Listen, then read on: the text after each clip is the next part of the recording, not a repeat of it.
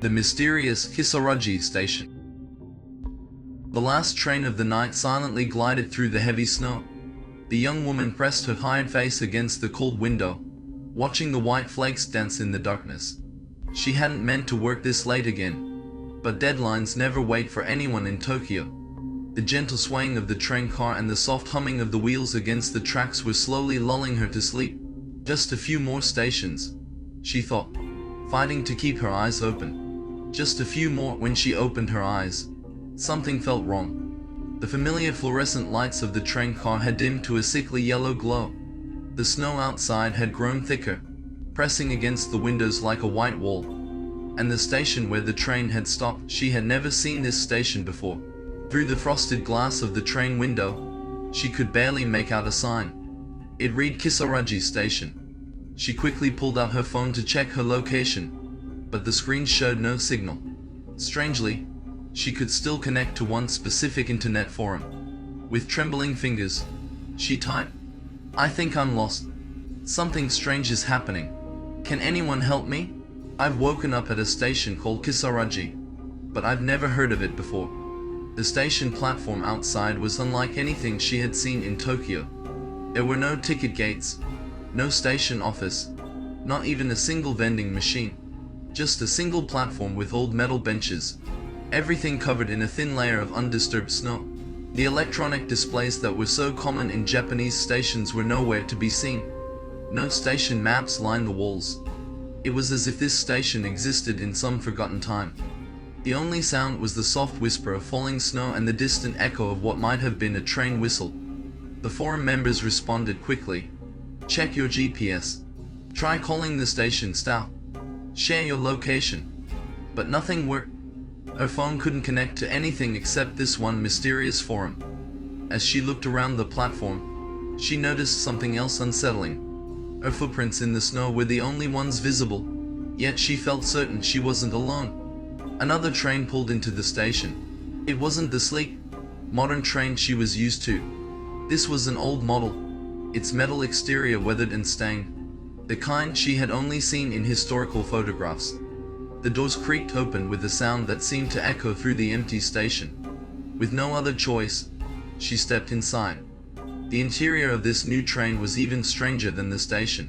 The seats were covered in faded, worn fabric, and the overhead lights flickered uncertainly. But it was the other passengers that made her blood run cold. In the far corner stood an old man in a black suit, completely motionless, facing the wall. A few seats away sat a woman in a white dress, her long black hair covering her face like a veil. Near the door, a small child in an old-style school uniform kept giggling softly, though its face remained hidden in shadow. She posted again on the forum, "I'm on a different train now. Something's wrong with the other passengers. They don't seem normal." The forum members tried to help. "Which line are you on? What was the last station you remember? Share the train car number." But when she looked for any identifying information, she found none. No line number, no train number, nothing that could help locate her. The train moved through the darkness, stopping at stations she had never heard of. At Shomi Station, all the platform lights bent away from her, creating impossible shadows that moved against the direction of the light. At Yugami Station, the platform itself seemed to twist and distort, as if reality itself was warping. At Mizunushi Station, the sound of dripping water echoed endlessly, growing louder and louder until she thought she would go mad, then suddenly stopping as the train pulled away. Her phone's clock had stopped working entirely. Minutes or hours could have passed. She had no way to know. The snow outside the windows had become an impenetrable wall of white, broken only by occasional dark shapes that seemed to move in ways that nothing should. Sometimes she caught glimpses of other trains passing in the darkness, their windows filled with shadowy figures all turned to watch her pass. At Meikonoke Station, she saw a station attendant on the platform. His uniform was decades out of date, like something from a black and white photograph. When he turned to look at her, she saw that his face was completely black, not shadowed, but a perfect void in the shape of a human face. As the train pulled away, she saw him bow, as if greeting someone behind her. But when she turned around, she saw only the other passengers, still motionless in their places. She frantically updated the forum. The child won't stop giggling, but the sound isn't coming from where it sits anymore. It seems to come from all around me now, like the train car itself is laughing. The woman in white is standing now, but she isn't moving. Her hair, I think it's moving by itself. The old man has turned around, but he's still facing the wall.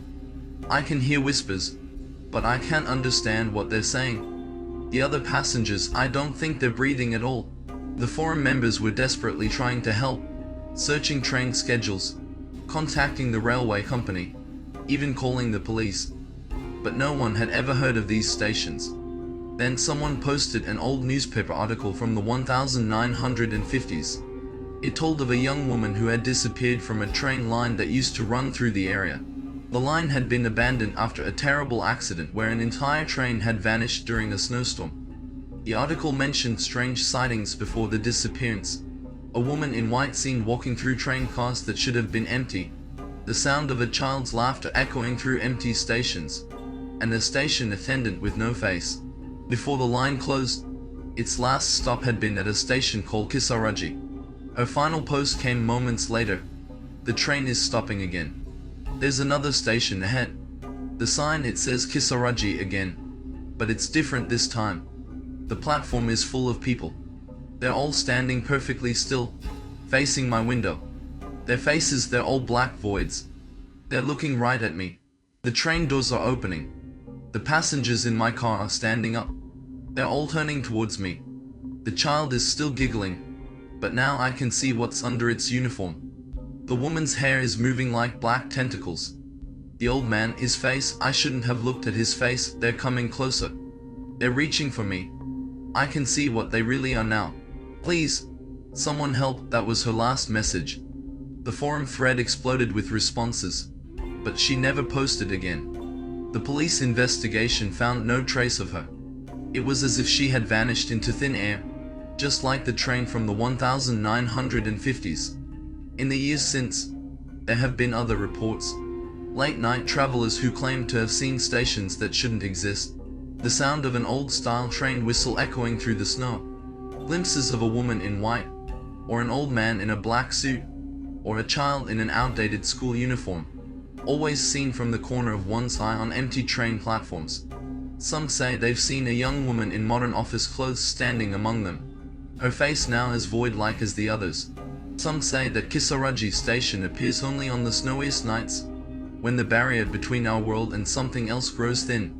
They say it's a place where lost trains and lost souls gather, eternally riding between stations that exist outside of time. The woman's final posts remain on that forum, a warning to late-night travelers. If you find yourself on a train on a snowy night, try to stay awake. And if you do fall asleep, pray you don't wake up at Kisaragi Station. Because those who board the trains there never return to our world.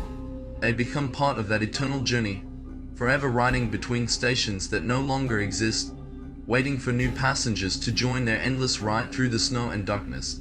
And sometimes, on the coldest winter nights, if you listen carefully at an empty train platform, you might hear the distant sound of a train whistle, accompanied by the faint laughter of a child, calling more passengers to join the last train to Kisaragi Station.